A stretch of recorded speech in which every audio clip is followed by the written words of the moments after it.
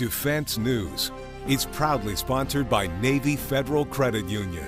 If you're a member of our nation's armed forces, the Department of Defense, or if your family is, we'd be proud to serve you too. On this episode of Defense News Weekly, we explore why only some veterans are using their VA health benefits. Then, why is Norway asking for a full refund on a 2-decade-old contract? Also, as the U.S. inches toward an advanced form of a common operational picture for joint forces, what role does data play? A top expert shed some light in a recent C4ISRnet event. And finally, situational awareness at sea, how naval commanders are looking to tie together data they get from several sensors. We have that and more for you this week, with the latest news from the Pentagon to the platoon, here on Defense News Weekly.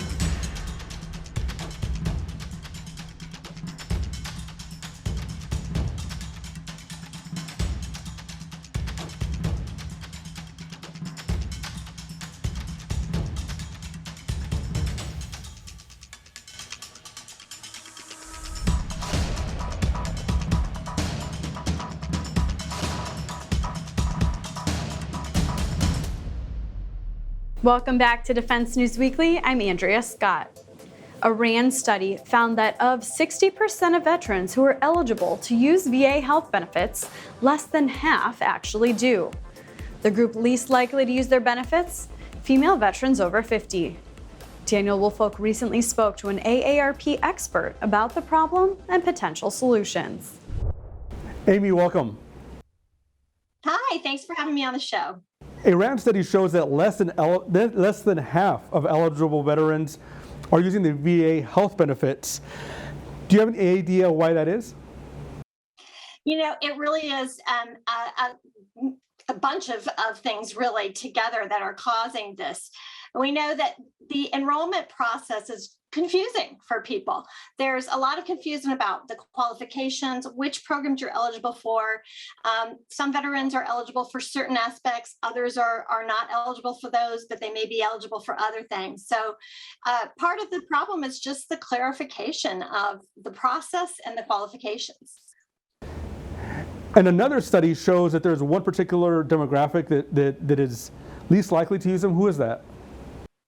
Yeah, a study from the VA Center for Women Veterans found that women veterans age 50 plus are the least likely group to use their earned benefits. So we know that we need to do some social outreach to women veterans and make sure they understand what they may be eligible for.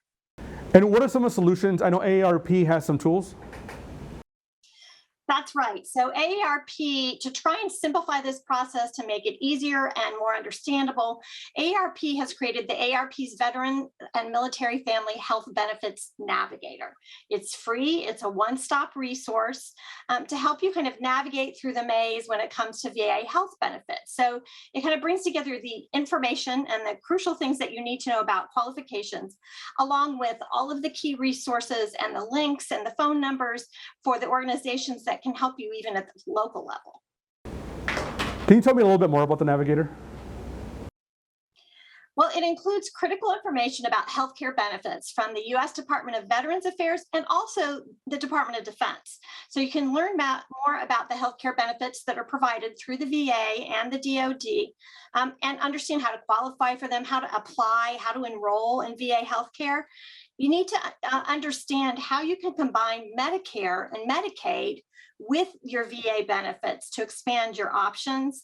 And it also, again, points you to local representatives who are qualified to help you navigate through the maze of applying. We've also recently just expanded the Veterans and Military Families Health Benefits Navigator. So we've added some things because we were getting a really great response to this navigator, but we wanted to make sure that it was more comprehensive.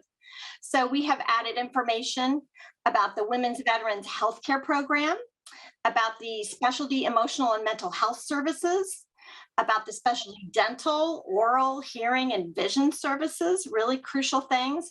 And then also about the Family Caregiver Assistance Program. And this is a huge resource. I cared for my dad, who was a veteran, and my grandfather many years ago, who was also a veteran. And there are a lot more supports available now. So making sure that we can point family caregivers to those resources from VA Health that can really be helpful in the entire caregiving journey. You're welcome. And you've got arp.org/Vets Health Navigator. And for all things supportive for veterans, you can go to arp.org/veterans.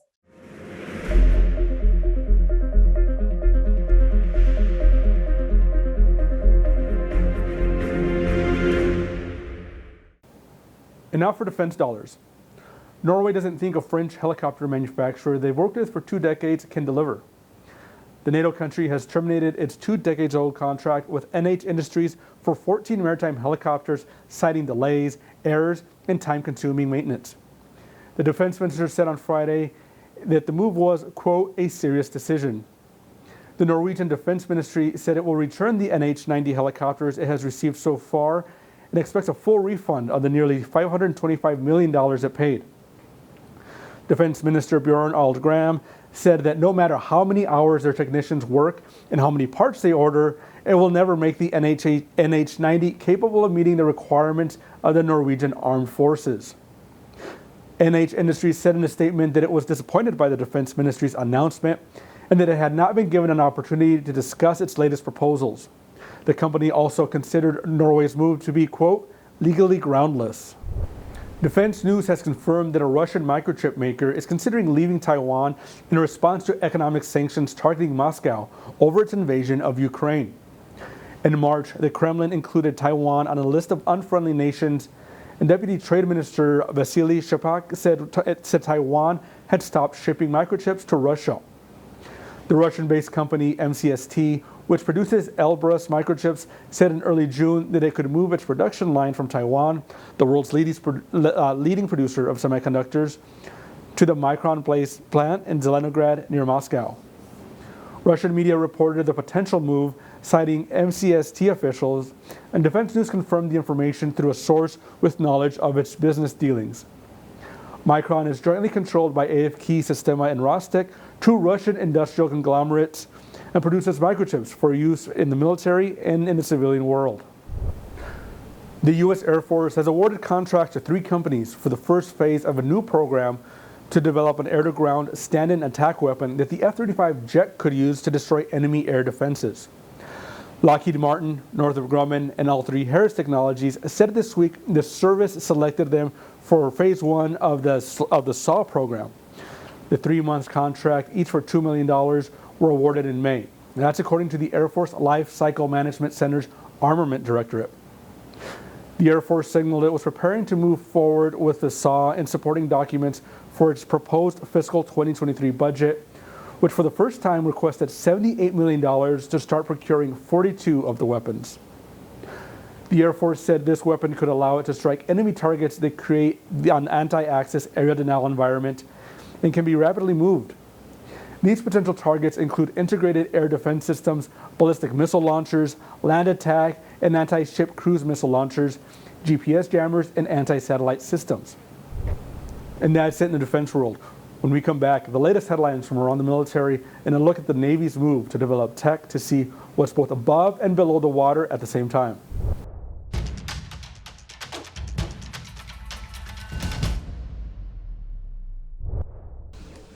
Welcome back to Defense News Weekly.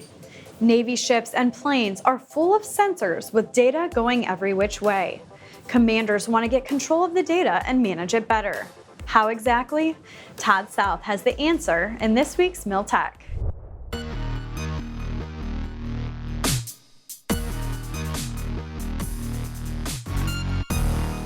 It's a tale of 2 Proteus. What's the plural of Proteus? I don't know.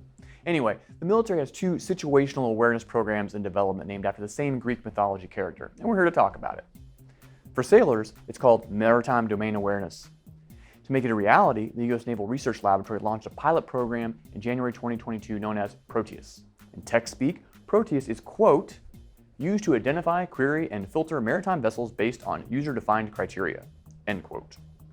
Basically, it's giving near real-time maritime situation awareness. I think you just basically see what's going on out there on the water and nearby.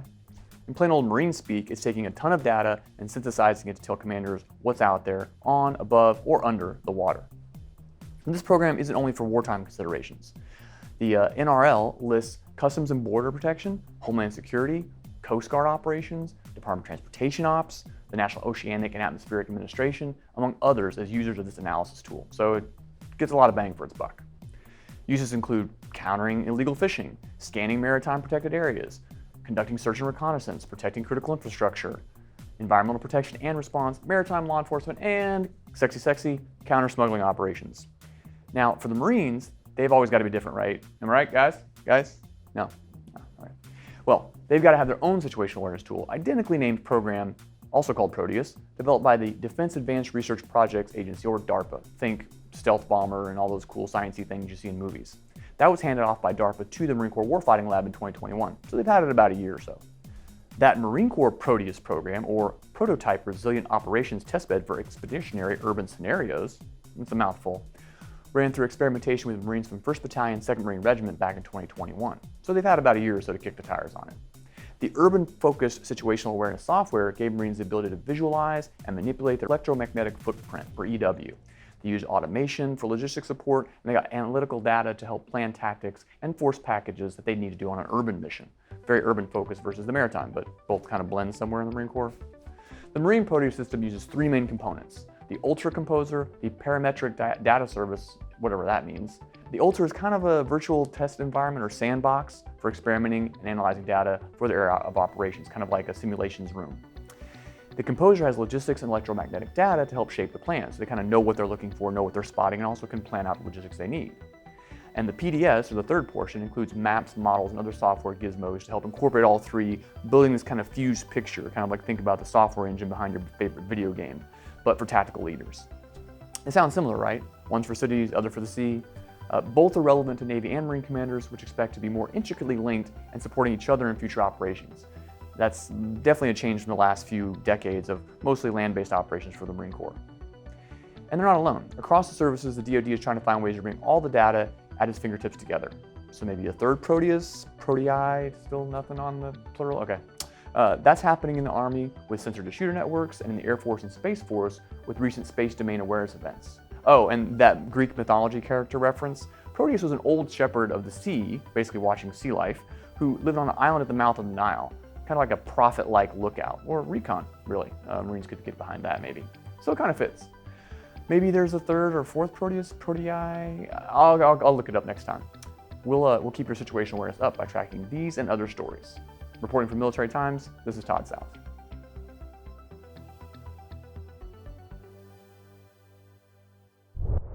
Thanks, Todd.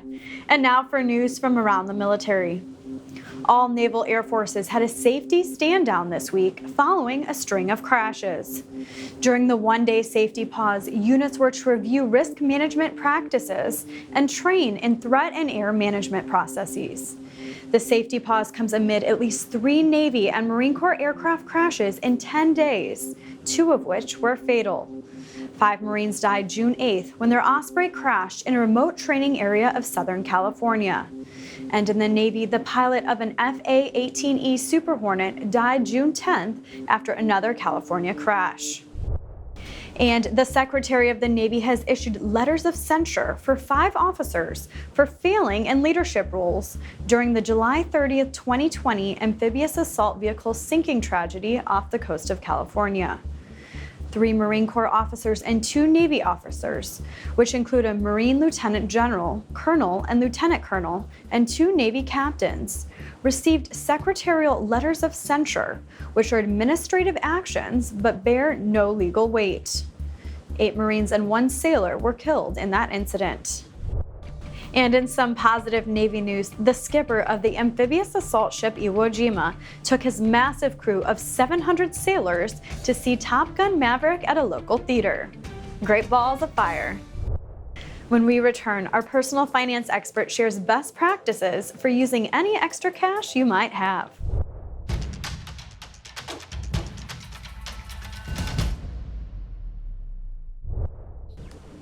Welcome back. On this edition of Money Minute, Navy Federal Credit Union personal finance expert Jeanette Mack gives you tips on how to use extra cash. With the news of rising interest rates, inflation, and the cost of living, you might be asking yourself, should I save, invest, or pay down debt? The answer depends on your circumstances, but one thing is always true. You've got to have an emergency fund. So if you don't have that, it's time to start saving at least 3 months of what it takes to keep your household running. Now is probably not the best time to take on additional debt either.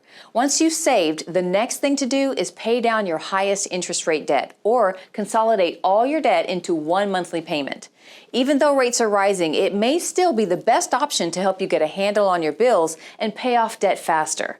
Not to mention, in time, your credit score will get a boost too. If you've made it this far and you've got some leisure income, talk with a financial advisor or use a digital investing app that'll help you get started in the stock market. Having some discipline and patience now will help you through these uncertain times and see you through to success. Thanks, Jeanette. We'll see you next time.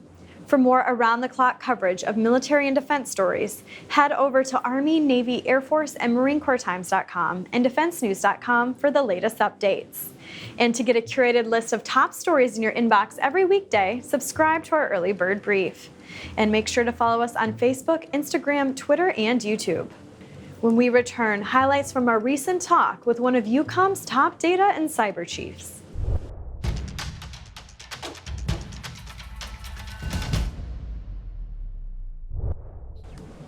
The U.S. Department of Defense plans to get more data to commanders. Better data means better decisions. This information also has to be shared seamlessly between services and allied militaries. Our latest C4ISRnet webcast explored the topic of data for joint operations. Here's a preview. Hello, and welcome to this episode of the Removing Stovepipe series. I'm Defense News' editor, Marjorie Sensor. Our topic today is data for joint operations. During this episode, we will talk with Brigadier General Chad Radigi, the C4 Director and Chief Information Officer for the U.S. European Command. Today's discussion would not be possible without our sponsor, Booz Allen Hamilton, so we thank you. Joining me today, we have Mariel Cooley, Vice President of Digital Battlespace at Booz Allen Hamilton. Welcome, Mariel. Thank you. Happy to be here. Appreciate you taking the time. Let's start by talking about the Pentagon's initiatives to revolutionize the use of data on the battlefield. What are the state of those initiatives? Well, and before diving into answering the question, I think it is important to understand the historical context of what got us here. For decades, the department has been trying to win and sought to win the information superiority warfare. I remember back in the early 2000s, after 9/11, working at the Office of the Director of National Intelligence, working with incredible government officials that understood the problem that even though we had a network-centric approach, that we couldn't wait to have everybody access to the networks, and it was always so what we tried to do was to do a human-centric approach to connecting the dots, to share information across in the intelligence community, the Department of Defense, the federal government, and our mission partners. So what we happened, this human approach, we established initiatives across the enterprise to have humans. And I don't know if you remember seeing pictures of operators that had like 6, 8, or even 10 different monitors, and each of the monitors had an access to one particular network. And the better we call them virtual collaborators, the better collaborators were in operations centers that had the ability to have access to all of the major networks that we needed. And in some instances, they had a CDS or a guard that they can drag and drop that information from one network to the next. But in most instances, our human enterprise don't have that. In fact, the latest strategies that I read was that it takes up in a mission on a daily basis, like 40 different transfers and about 4 hours to transfer that information. So that is not the speed of need that we need. So fast forward now to 2022, the Pentagon released officially the JADC2 strategy back in March, in which the strategy says a lot of things for all of us. First of all, it has 5 different pillars. But the most interesting part is that we have recognized that this network-centric it's not doing us any good. So we now have to change the approach radically to do a data-centric approach. So the pillars of the strategy is to establish that data-centric approach, to establish the technical approach. It says establish the human-centric approach, but I'm going to be honest with you. Our human enterprise are the ones that have done the Herculean biggest muscle movement in continuing to do that, connecting the dots, share the information across everybody that needs to include the mission partners. So maybe perhaps it's like the evolution of our human enterprise to include the AI and machine learning. And the other one is the nuclear command and control, integration of that. And the one that we're talking about here today is, the improvement of the mission partner information sharing.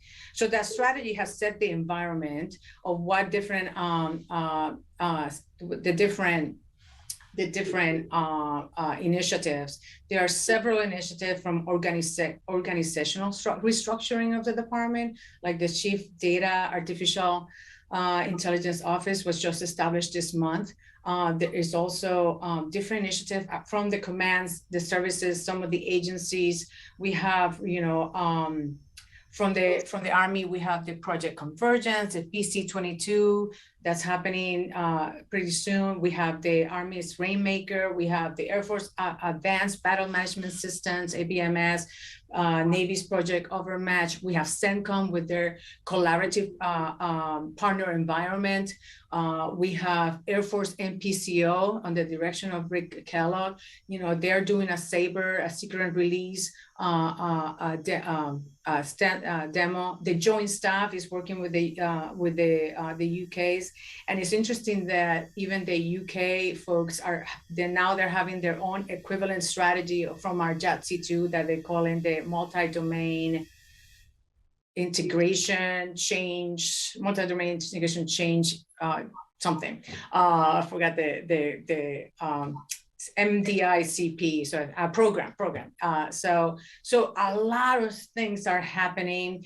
We're starting to see some policy changes, specifically with the AI. The DoD wants to continue to evolve the policy for AI, constrained by the technical principles that the DoD wants to apply against the AI. And from an industry perspective, number one, yes, we're paying attention. We are making tremendous internal investments in key technologies that we believe are the key differentiators that will help the department bring the strategy a reality.